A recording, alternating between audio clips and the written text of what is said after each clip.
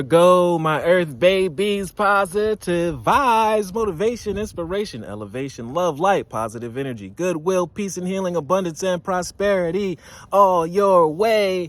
Bad health is big business.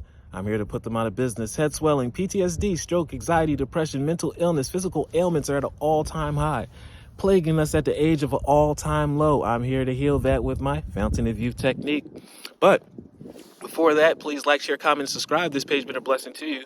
Your word of the day is freedom, freedom, freedom, Virgo. Freedom through faith, freedom from continuing, staying consistent, freedom through your breakthrough. What are you creating? Because I need you, the world needs you. And also, I say that you come too far to stop now.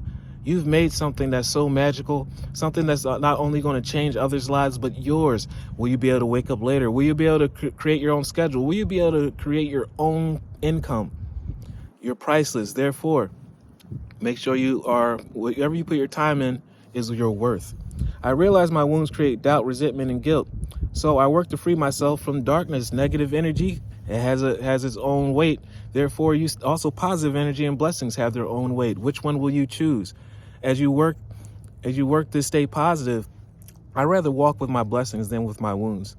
And wounds and negative energy will just teach you and give you more lessons, obstacles that life comes with these things. And it's best to leave them alone. Do not carry them. You can recognize it, but don't walk around with them. Leave them to the wind.